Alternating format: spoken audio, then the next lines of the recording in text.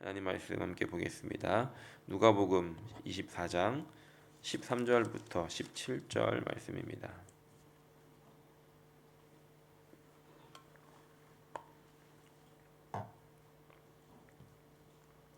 누가복음 24장 13절부터 17절 말씀입니다.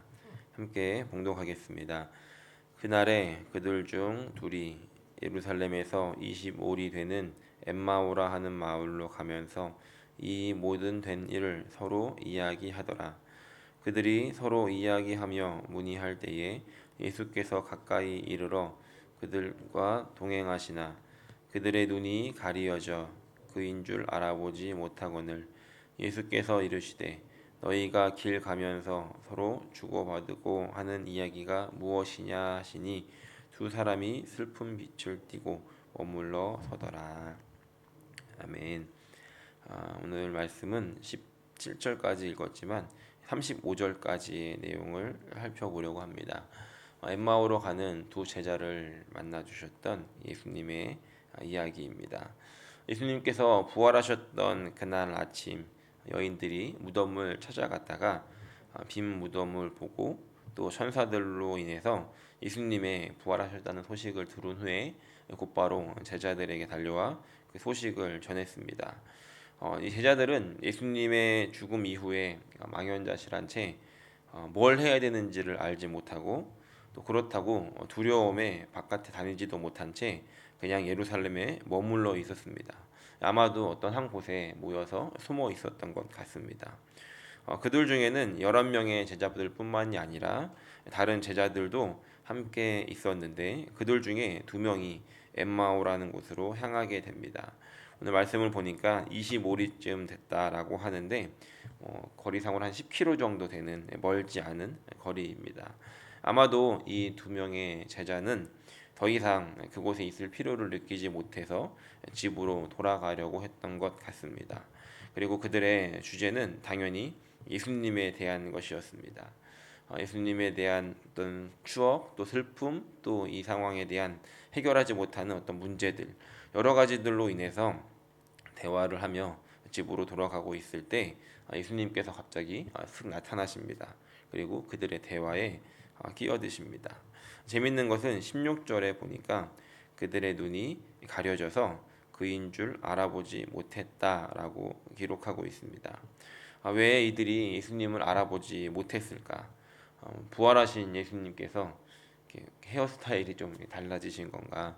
아니면 채찍에 맞고 면류관에 찢기신 그 예수님의 얼굴을 하나님께서 부활하면서 좀 업그레이드를 해주셔서 못 알아보았던 걸까? 이런 문제는 왜 못 알아봤는지는 이제 뒤에서 답을 찾기로 하겠습니다. 그리고 17절에 보니까 예수께서 이르시되 너희가 길 가면서 서로 주고받고 하는 이야기가 무엇이냐 하시니 두 사람이 슬픈 빛을 띠고 머물러 서더라라고 기록합니다. 그 두 사람이 이야기하는데 예수님이 등장하셔서 그 이야기에 질문을 하십니다. 그러니까 도대체 무슨 이야기를 하고 있어? 라고 질문을 하자 이 두 사람이 슬픈 빛을 한 채 머물러 섰다라고 기록합니다. 그러면서 하는 말이 아니 지금 보아하니 예루살렘에서 오는 것 같은데 그 예루살렘에서 일어난 일을 모르냐고 이렇게 묻습니다. 그러자 예수님께서 무슨 일인지 다시 물어봅니다. 약간 저는 이제 이 장면을 보면서 몰래카메라 같은 느낌이 들었습니다. 예수님 다 아시는데 슥 나타나시고 물어보면서 본인의 일인데도 제자들에게 물어보시는 이 모습을 보게 됩니다. 그러자 이 2명의 제자들이 그곳에서 일어났던 일들 그리고 예수님이 억울하게 돌아가셨던 일들에 대해서 설명을 하게 됩니다. 그리고 22절부터 24절 보니까 이렇게 기록합니다. 또한 우리 중에 어떤 여자들이 우리로 놀라게 하였으니 이는 그들이 새벽에 무덤에 갔다가 그의 시체는 보지 못하고 와서 그가 살아나셨다 하는 천사들의 나타남을 보았다 함이라. 또 우리와 함께한 자 중에 두어 사람이 무덤에 가서 과연 여자들이 말한 바와 같음을 보았으나 예수는 보지 못하였다라고 기록합니다. 여인들이 이 상황을 보고 와서 이야기를 했을 때 거기에 있었던 제자들은 그냥 놀라기만 했을 뿐 그것에 대해서 예수님께서 전에 하셨던 그 부활하겠다라고 하는 말씀을 생각해내는 사람도 없었고 그 말씀을 믿고 있었던 사람도 없었다는 겁니다. 그런 상황을 들었음에도 불구하고 오늘 이 두 제자들은 다 끝났다, 이제는 가능성이 없다라는 심정으로 돌아가기 위해서 발길을 돌렸다는 것입니다. 어떤 신학자가 이 부분에 대해서 이렇게 이야기를 했는데, 이들이 지금 처하게 되었던 이 어려운 상황과 이 실망감과 두려움은 이것에 너무 집중한 나머지 예수님께서 전에 하셨던 말씀을 생각하지 못하게 했다라는 것입니다. 우리의 삶에도 마찬가지 일들이 일어나고 있을 때가 있는 것 같습니다. 우리에게 주어진 상황들, 또 우리에게 펼쳐진 어려움들, 한재되어 있는 문제들, 그러니까 이것에 너무 집중하느라고 하나님께서 하셨던 말씀을 놓치게 되고, 또 그런 것에 온갖 신경이 가 있다 보니까 정작 그 가운데 동행하고 계시고 또 우리 주위에서 일하고 계시는 주님을 발견하지도 못하고 알아보지도 못하고 깨닫지도 못할 때가 있더라는 것입니다.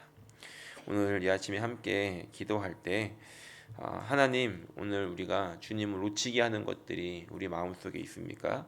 우리 곁에서 주님이 일하고 계신데 내가 다른 것에 집중하느라고 주님을 알아보지 못하게 하는 것들이 혹시 있지 않습니까? 혹시 이것들이 있다면 주님 이것들을 내 안에서 제거하여 주시고, 이것들이 있는지도 알아보지 못한다라고 한다면 하나님 그것들을 깨닫게 하여 주셔서 이것들을 내가 제거할 수 있는 그런 아침이 되게 해달라고 함께 기도하는 이 아침 되시기를 예수님의 이름으로 간절히 축원합니다.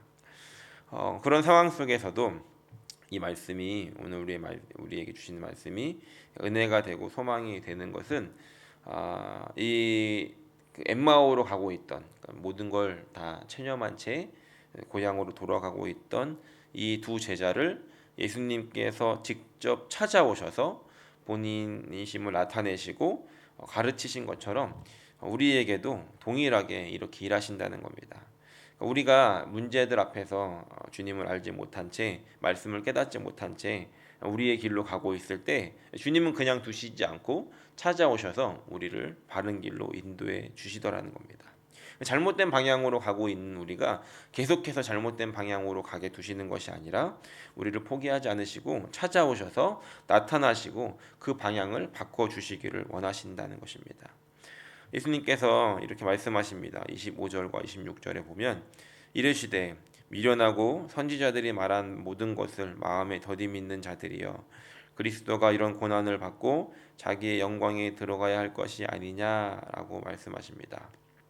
비록 미련한 그리고 마음에 더디 믿는 자들이여라고 말씀을 하셨지만 예수님은 친절하게 27절을 보면 다시 설명을 해주십니다. 27절에 이에 모세와 모든 선지자의 글로 시작하여 모든 성경에 쓴 바 자기에 관한 것을 자세히 설명하시니라.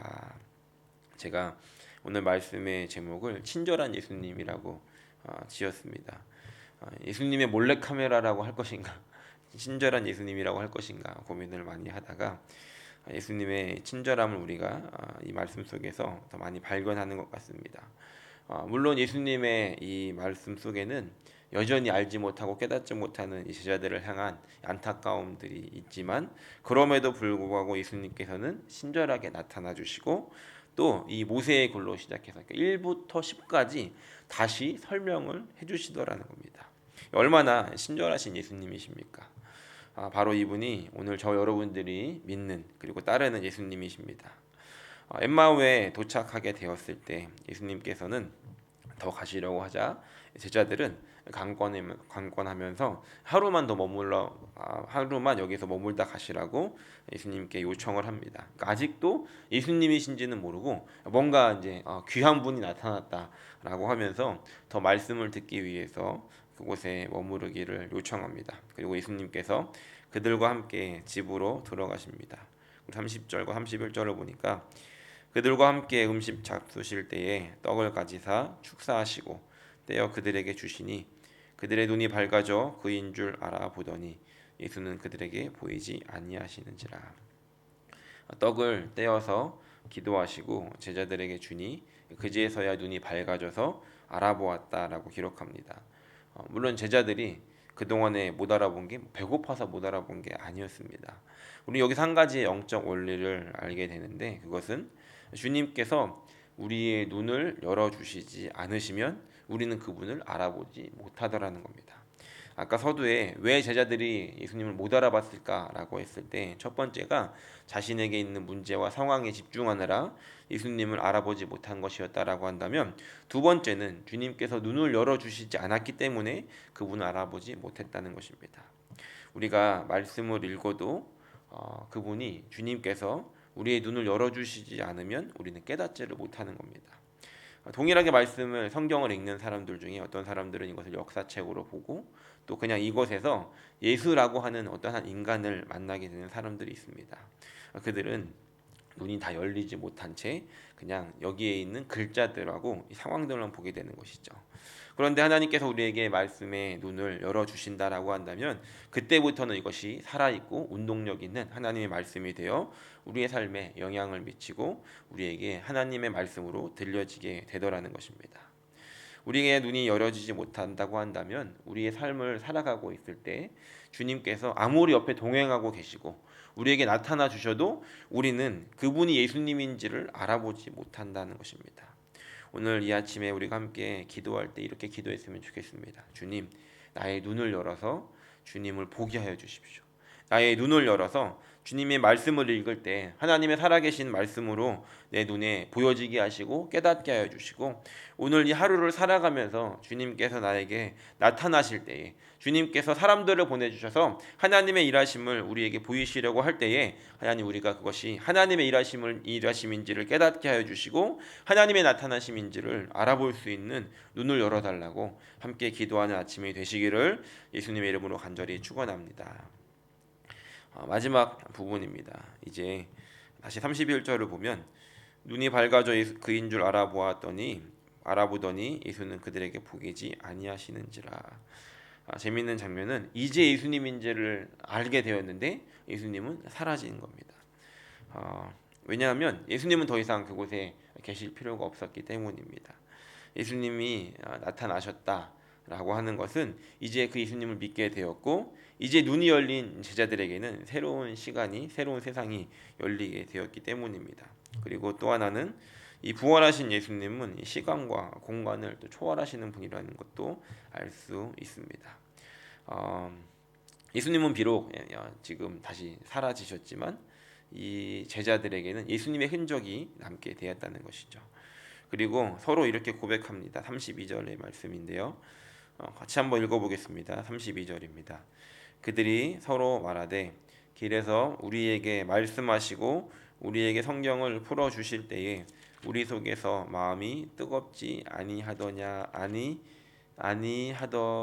하고, 개인적으로 저의 기도 제목이고 평생의 소원인데 뭐냐면 1차적으로는 주님의 말씀을 읽을 때에 이 뜨거움이 있게 해주십시오라고 기도합니다. 여러분들에게도 이런 기도가 있었으면 좋겠습니다. 주님의 말씀을 읽을 때에 우리에게 말씀하시는 그 레마의 말씀으로 다가오게 하시고 그 말씀이 주님께서 깨닫게 하실 때에 하나님, 나의 마음이 뜨거워지는 일들이 일어나게 해주십시오라고 기도할 수 있기를 소원합니다. 그리고 또 저에게 이 소원인 이 말씀이 저에게 간절한 기도 제목인 이유는 좀 제가 이제 설교를 하는 사람이지 않습니까? 주님, 영혼의 울림을 주는 설교자가 되게 해주십시오라고 기도합니다. 이 말씀을 전할 때 뜨거움이 있게 해달라고 이렇게 기도하고 있습니다. 이렇게 마음에 울림을 주고 그 마음을 뜨겁게 하는 이 말씀은 어떠한 결과를 가지고 오는가? 33절을 보니까 이렇게 기록합니다. 곧 그때로 일어나 예루살렘에 돌아가 보니 11 제자 및 그들과 함께한 제자들이 모여 있었다라고 합니다. 지금 우리가 이제 일어나고 있는 장면을 다시 생각해 보면 엠마오로 가다가 마을에 도착했을 때 날이 어두워지니까 이제 하루를 유숙하기 위해서 들어간 겁니다. 사실 옛날에 그 때를 돌아가 보면 밤에 어딘가를 가는 건 굉장히 위험한 일이었습니다. 치안이 잘 좋지 않았고 또 어두웠고 강도를 만나거나 해를 당할 수도 있었기 때문에 밤에 어딘가를 움직이지 않았다는 것이죠. 그런데 지금 예수님을 만나고 그 마음이 뜨거워졌던 제자들이 했던 행동은 곧 그때로 일어나 예루살렘으로 돌아갔다는 겁니다. 서두에 말씀을 드렸죠. 그들이 잘못된 방향으로 가고 있었는데 예수님께서 나타나셔서 이들에게 말씀하시고 보여주셨을 때 이들이 다시 바른 방향으로 방향을 돌리게 되었고, 또 그 자리에 멈춰서 야 내일 아침에 가자가 아니라 그때로 일어나 그 밤에 다시 예루살렘으로 돌아가게 되더라는 겁니다. 이들이 있어야 하는 자리가 어디인지를 깨닫고 그 즉시 순종의 발걸음으로 그들의 발을 옮겼다는 것입니다. 여기서 우리는 한 가지를 또 깨닫게 됩니다. 무엇이냐면 말씀하시는 분이 하나님이시고 그 말씀을 깨닫게 하시는 것도 주님의 일하심이지만 그 말씀을 깨달은 우리가 순종하는가 안 하는가는 우리에게 달렸다는 것입니다. 주님께서 우리의 발을 막 억지로 움직여서 아니면 우리의 등을 막 치셔가지고 순종하시게 하는 것이 아니라 우리에게 말씀을 깨닫게 해주시고는 그냥 사라지십니다. 그런데 이제 그 말씀을 받은 우리가 순종하는 것은 우리에게 달려 있더라는 것입니다. 바라기는 오늘 우리에게 주님께서 말씀하실 때, 우리에게 나타나셔서 하나님이심을 보여주실 때, 그리고 우리가 무엇을 해야 되는지 우리의 방향을 가르쳐 주셨을 때 우리에게 이런 순종의 은혜가 있기를 간절히 소원합니다. 순종으로 우리의 발걸음을 옮기고 우리가 있어야 하는 자리에 가게 되었을 때 비로소 하나님의 말씀이, 하나님의 뜻이 우리 삶을 통해 이루어지게 되더라는 것입니다. 33절에 다시 보면 예루살렘에 돌아가 보니까 11 제자 및 그도 함께한 자들이 다시 모여 있었다라고 합니다. 이 두 명의 제자는 그곳에서 나와서 엠마오로 향했지만 다시 돌아갔더니 그곳에 여전히 제자들이 모여 있었다는 것이죠. 그곳에 모여 있었던 제자들은 여전히 뭘 해야 될지 몰랐습니다. 물론 이제 베드로는 가서 예수님의 살아계심을 보았다라고 하고 와서 이야기를 했지만 여전히 무엇을 해야 할지 모르는 자들에게 이 두 명의 이 제자들이 어떻게 반응했겠습니까? 내가 가는 길에 예수님을 만났고 그분이 말씀하실 때 마음이 뜨거워졌고 그리고 그분은 다시 살아주셨어라고 하면서 예수님의 부활을 그들에게 증언하지 않았겠습니까? 그곳에 머물러 있던 그 제자들, 그 예루살렘에 무엇을 해야 될지 몰랐던 제자들에게 무엇을 해야 하는지, 어떻게 해야 되는지를 알려주는 그런 증인의 삶으로 이들이 바뀌어지지 않았겠습니까? 바라기는 오늘 저와 여러분들의 삶에 이런 일이 있기를 소원합니다.